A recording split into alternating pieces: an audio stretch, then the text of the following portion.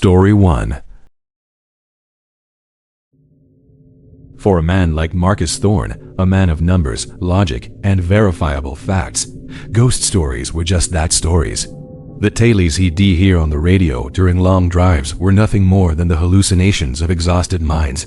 But tonight, Marcus was pushing the very edge of exhaustion. He'd just wrapped up an urgent business trip in Albuquerque and was racing to get home to Santa Fe before dawn. He'd been on the road for over 12 hours. Around 2 a.m., he made a fateful decision. His GPS showed a shortcut, an old, desolate secondary road called State Route 40. It promised to shave 45 minutes off his trip. It was a fatal mistake. SR 40 wasn't a shortcut. It was an open wound on the landscape. The road was pitch black, narrow, and flanked by barren hills and twisted cacti. No cell service. No streetlights. Just the oppressive silence of the New Mexico desert swallowing the sound of his engine. Marcus felt a knot of unease tighten in his gut. He was too far off the grid. He started driving faster, desperate to escape the suffocating isolation. Just as he was about to accelerate, his headlights caught a faint silhouette standing in the middle of the road. It was a woman. She was young, maybe in her early 20s, wearing a pale white summer dress that seemed to glow in the darkness. She was weakly waving for help. Despite the terror gripping him, Marcus couldn't just leave someone stranded. He slammed on the brakes, his heart hammering against his ribs.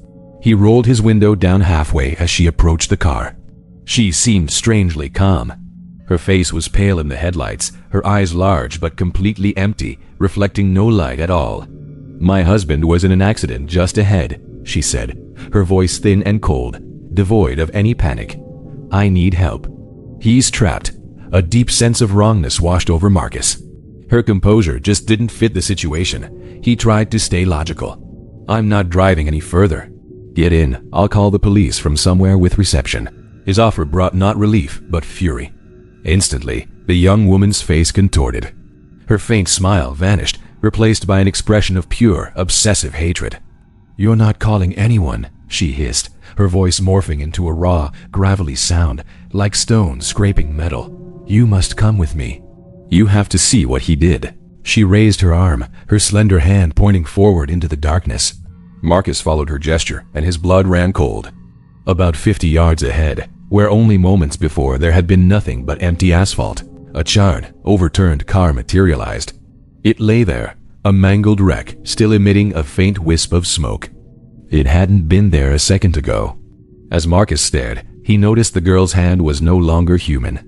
Long, black, sharpened fingernails were digging deep into her own translucent skin. "He left me, just like you would," she whispered, her empty eyes now filling with a cold, crazed light.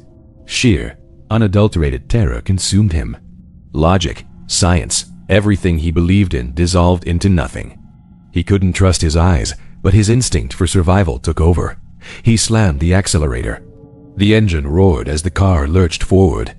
The girl let out a deafening, inhuman shriek of anguish and fury. Quick as a striking viper, she leaped onto the hood of his car, her distorted face pressed against the glass just inches from his own. Marcus screamed, frantically swerving the car from side to side, trying to throw her off. She held on. Her fingernails scraped across the windshield, a horrifying screech of tearing metal, leaving deep gouges in the glass. The car filled with a cold, damp, earthy smell. He floored it, hurtling at top speed around the dangerous curves of the dark road. In one violent turn, the centrifugal force finally ripped her from the hood. She tumbled onto the roadside with a heavy thud, and then silence. Marcus didn't stop. He didn't dare look back. He just drove, past the blurry, smoking wreck he knew wasn't real, and straight toward the distant lights of civilization. 45 minutes later, he was back on the main interstate, pulling into a brightly lit gas station. Trembling, he got out to inspect the damage. Deep, undeniable claw marks were etched into the windshield and hood. An older local man pumping gas nearby saw his pale face and the scratched car. He walked over, glanced at the marks, and shook his head. "You met the girl, didn't you?" he asked, his voice resigned. Marcus just nodded, unable to speak. The man pointed to a faded newspaper clipping tacked to a wall. The headline read, "Fatal Crash on Route 40. Husband abandons wife after accident. That's her, the man said. Her husband left her in that burning car to save himself. She still appears on dark nights, looking for exhausted drivers, anyone who looks like him, to force them to witness her betrayal. Marcus had physically escaped, but he knew he would never truly be free. The image of her haunted eyes, clawing at his windshield, would forever be the undeniable proof of a world beyond logic, a world where revenge never dies. Story 2. My name is Jake, and for nearly 2 decades, this 18-wheeler has been my home, my office, and my constant companion. I've seen just about everything the American interstate system has to offer, from blinding blizzards in the Rockies to flash floods in the Midwest. But nothing, and I mean nothing, could have prepared me for what happened that one night. I was pushing through a long, desolate stretch of Interstate 10, deep in the arid heart of the Arizona desert, not too far from the Phoenix area. I'd been on the road for a brutal 18 hours straight, running on nothing but caffeine pills and the desperate hope of finding a full-service rest stop. Exhaustion had settled over me like a thick, heavy fog, and keeping my focus felt like trying to hold smoke in my hands. It was a classic desert night. The sky was a vast, inky canvas, so clear you felt like you could reach out and pluck a star right out of it. But down on the ground, the I-10 was chillingly empty. My headlights cut a lonely tunnel through the darkness, but beyond that small circle of light, the world was a void that swallowed everything. It was about 3:30 in the morning, that dead hour when the world seems to hold its breath. As I fought to keep my eyelids from slamming shut, I noticed a vehicle up ahead in the right lane. It was moving at an unnervingly slow pace. As I got closer, I saw it was a sedan. An old, faded black car, the kind that's so vintage and nondescript it's practically invisible. It was crawling along so slowly I figured the driver was either nodding off at the wheel or having some kind of engine trouble. So I did what any trucker would do. I flicked on my turn signal, eased into the left lane, and passed it. The whole maneuver was quick, routine, just a fleeting moment on a long, dark highway. I barely gave it a second thought. But the instant my truck merged back into the right lane, everything changed. That black sedan, the one that had been barely moving, suddenly roared to life. In my rearview mirror, 2 dots of light flared up, but these weren't just normal headlights. They were blinding, stark white high beams, so aggressive and intense they felt like a physical assault. They flooded my cab with a searing light, instantly shattering my night vision and leaving me dazzled and disoriented. The car closed the distance with terrifying speed. It wasn't just behind me anymore. It was practically glued to my rear bumper. I could almost feel the heat radiating from those lights, as if they were trying to burn right through the back of my trailer. This wasn't the kind of road rage I was used to. I've seen it all. The angry honking, the aggressive flashing of lights, the dangerous swerving. This was different. This sedan did none of that. It just stayed there, stuck to my bumper like a malevolent shadow. It maintained a constant, unvarying distance, a perfect, predatory lock. It didn't matter if I sped up or slowed down. Its presence was absolute. My heart started to pound against my ribs. I pushed my rig from 70 miles per hour up to 80, a risky speed for a truck my size, but I had to try something. The sedan matched my speed perfectly. It was right there, unwavering. I decided to test the driver's nerve. I tried brake checking, dropping my speed from 80 back down to 60, then even 50, hoping to force a reaction. Nothing. The sedan just slowed with me, maintaining that exact unnerving distance. The high beams never dimmed, never flashed, never even flickered. They just burned into my mirrors like 2 fiery, unblinking eyes. A cold, creeping fear began to crawl up my throat. I started to feel sick, not from the exhaustion anymore, but from a deep, primal terror that I couldn't explain. I forced myself to scrutinize the car in my mirror, desperately trying to find some detail. some logical explanation for what was happening, and that's when I saw it. The first terrifying truth. The black sedan had no license plate. Not even a frame or a temporary tag. Just a dark, empty space where the plate should have been. My blood ran cold. Then came the second truth, even more chilling than the first. The rear window wasn't just tinted. It was completely blacked out from the inside. There was no reflection, no view into the cabin, no hint of a person in the back seat. It was a solid wall of black. In that moment, Jake, the hardened truck driver, just vanished. All that was left was a man gripped by sheer, unadulterated panic. I tried flashing my hazard lights, a universal signal for distress. There was no response. The high beams continued to sear my retinas. In a desperate move, I switched to the left lane, hoping, praying that it would just pass me and be on its way. But horrifyingly, the sedan moved with me. It shifted into the left lane as well, staying locked onto my bumper. Those high beams were still blazing, unforgiving and relentless. This wasn't a random act of aggression. This was a hunt. And I was the prey. After what felt like an eternity, but was probably only 15 minutes of pure terror, I saw a beacon of hope on the horizon. The familiar blue sign for a major rest stop. It was my only chance. I had to get off this open road, get to a place with lights and people. I took the risk. I flicked on my signal and veered onto the exit ramp. The black sedan followed.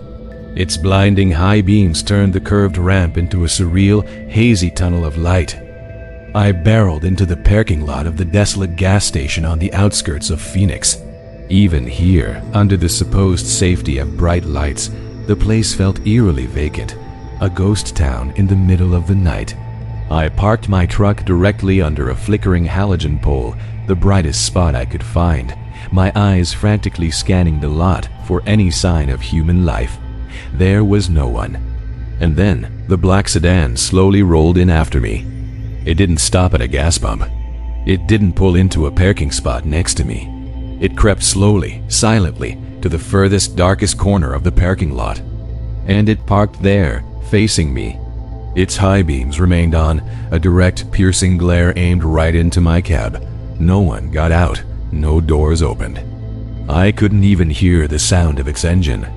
There was only the dead silence of the desert, the low hum of my truck's vac, and those two brilliant streaks of light staring at me.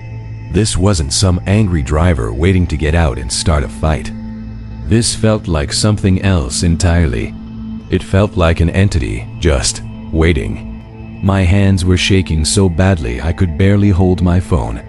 I dialed 911. I tried to keep my voice calm, but it came out as a panicked whisper. "There's a black sedan," I told the dispatcher. "An old one, no plates. It's parked across the lot, facing me. Its lights are on, and I think something is wrong. I can't see anyone inside." The dispatcher tried to reassure me, her voice a calm counterpoint to my terror.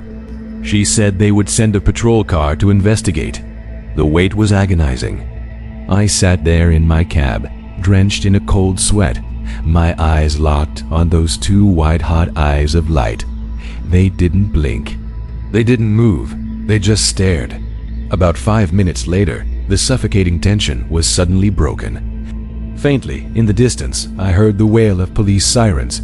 The sound, muffled by the miles, pierced the desert silence. The black sedan reacted instantly. Abruptly, without a sound, it backed out of the parking spot. There was no squeal of tires, no roar of an engine. It just moved. It accelerated down the feeder road and vanished from sight in a split second, moving with an unnatural speed, unlike any old car I had ever seen. The police arrived a minute later. They were professional, but skeptical. They searched the area, but they found nothing. No car matching my description, no suspicious tire tracks in the dusty lot. "Probably just some weirdo trying to mess with you, sir," one of the officers said, trying to be helpful. "You're stressed. Get some rest." I tried to believe him. I really did. I couldn't sleep, but I waited there in the relative safety of the gas station for another hour, until the first faint traces of dawn began to paint the eastern sky. I finally started my truck, my hand still trembling, and continued my journey. I told myself I had escaped. I was safe. But what makes this story the most haunting terror of my life, the reason it still chills me to the bone, is what happened about 20 minutes after I got back on I-10. As the sun began to rise, casting a pale, weak light over the landscape, I happened to glance in my rearview mirror. And there, on the eastern horizon, two familiar pinpricks of light appeared. They weren't coming from behind me. They just emerged from the morning haze. The black sedan was back. This wasn't an angry driver. This wasn't a road prank. This was something else. An entity bound to the road, a curse made of endless high beams, and for some reason, it had chosen me. It didn't need to pass me. It didn't want to hurt me. It only needed to follow, forever.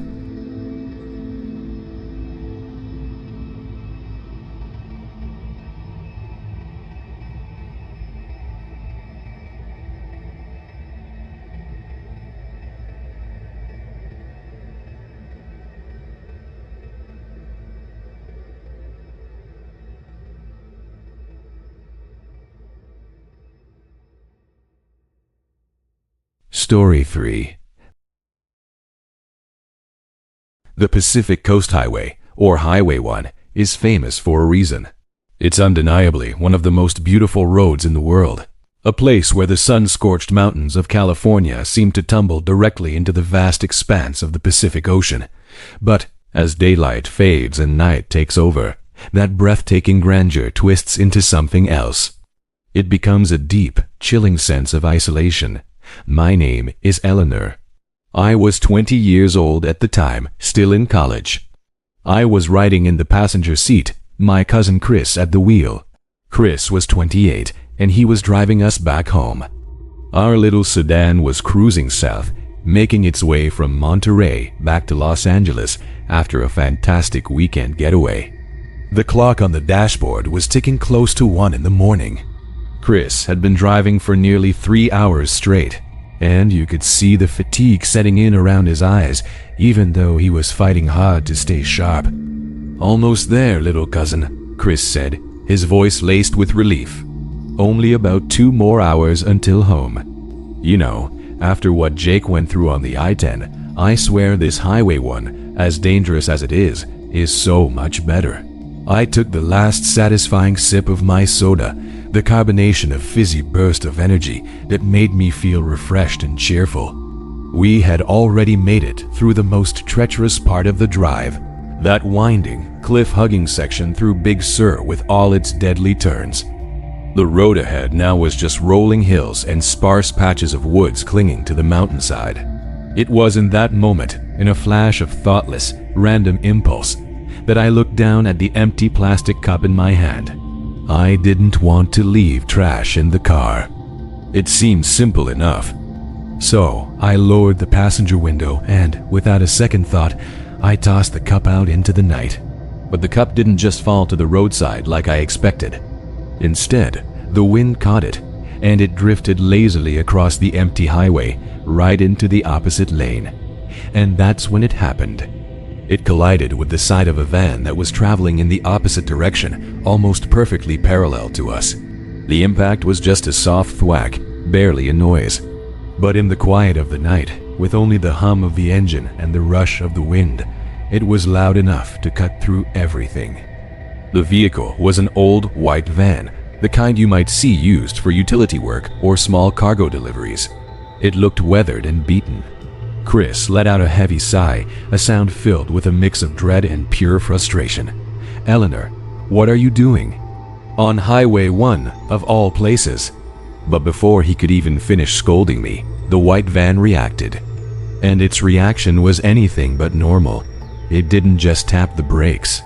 It slammed on them with a ferocious, violent determination. We heard the tires screech for a brief, terrifying moment. Then, with shocking speed, it executed a crude, aggressive U-turn, swinging across the wide median as if it were nothing. Within 10 seconds, it was right behind us, glued to our bumper.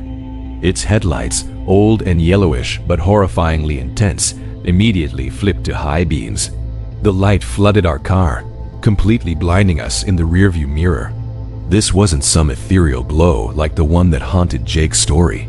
This was the light of pure, unadulterated malice, a rage so powerful it seemed to amplify the brightness 100 times over. Chris didn't hesitate.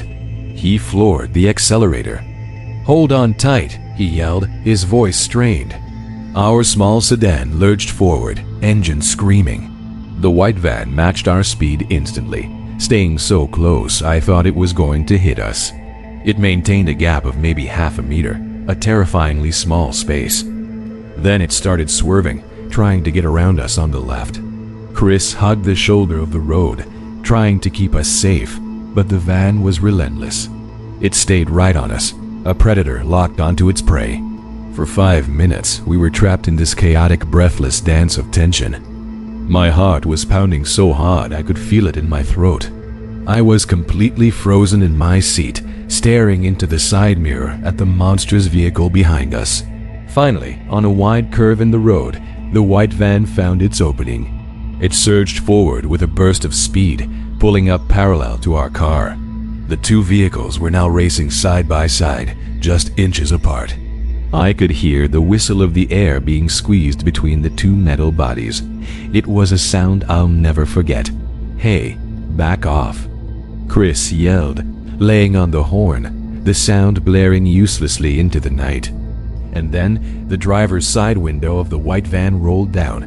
The driver was a middle-aged man. And then the driver's side window of the white van rolled down. The driver was a middle-aged man. His face was gaunt, his hair disheveled. He looked like he hadn't slept in weeks. But it wasn't his haggard appearance that terrified me. It was his eyes. They weren't just angry. They held a deep, haunting hatred, a look that suggested he had been waiting for this exact moment for decades. He didn't speak at first. He just stared. His eyes were locked on me, the passenger, the one who had thrown the cup. His gaze felt like it was burning a hole right through me. Then he screamed. The wind tore his words apart, shredding them into a chaotic noise, but I managed to catch two distinct phrases: disrespect and pay the price. After his scream, he bent down, disappearing from view for a second. My mind immediately jumped to the worst possible conclusion. He was reaching for a gun. He was going to shoot us. All of this over a stupid plastic cup. But what he pulled out from under his seat was so much worse than a gun. It wasn't a firearm.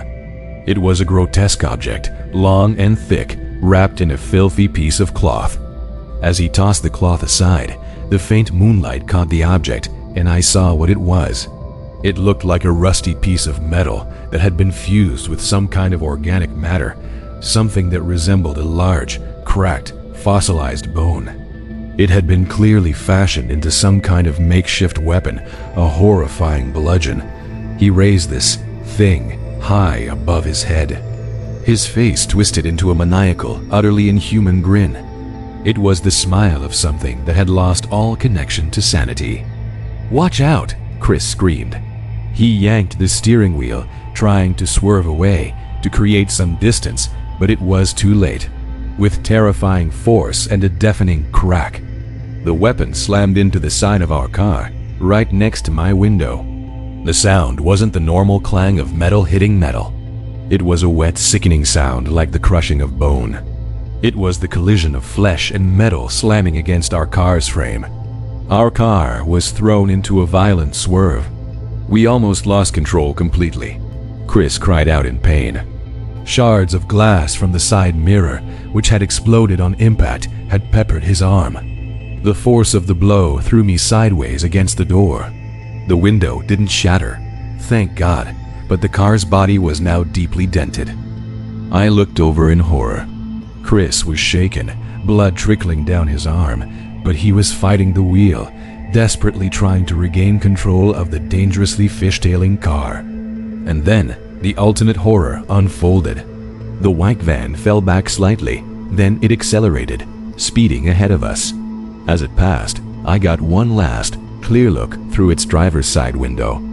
The man was staring straight ahead now, a look of grim satisfaction on his face, but it was the arm. His arm, I saw it clearly in that fleeting moment.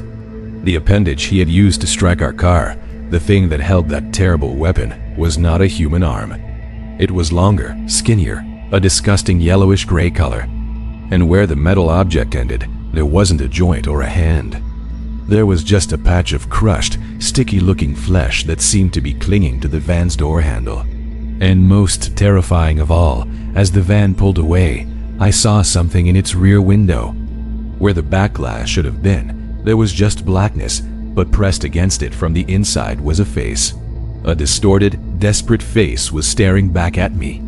It wasn't the driver. It was someone else, a face trapped inside the dark interior of the van, silently screaming, its eyes wide, white, and filled with an agony I can't even begin to describe. That van wasn't just being driven by the man. It was being controlled by something else. He wasn't the driver. He was part of the machine. Chris finally wrestled our car back under control. He didn't say a word. He just drove. He didn't slow down, didn't look back, just drove straight to the nearest police patrol station he could find without stopping. We were lucky. We survived with only minor cuts and bruises and a terror that would never leave us. The police did find the white van. It was abandoned on a sparse forest trail about 10 miles south of where the attack happened. They confirmed it was a vehicle that had been stolen years ago from a junkyard in Bakersfield. There was no sign of the man or of anyone else. But when they inspected our sedan, besides the deep, horrifying dent, the officers discovered one final chilling detail. Right in the center of the impact zone, etched into the car's metal, was a scorched handprint. It had 5 deformed fingers, and it looked like it had been branded there by an extremely high temperature or by some kind of supernatural energy. This was not a mark that could have been made by any metal block or organic object. That's when I knew. We hadn't just provoked a case of road rage. We had awakened something else. A violent, trapped spirit on Highway 1, a soul bound to that vehicle after some terrible accident. A spirit that would never, ever forgive any act of disrespect on its road. We had been struck by the bone-shattering slap of a cursed entity, forever patrolling the lonely stretches of the Pacific Coast Highway.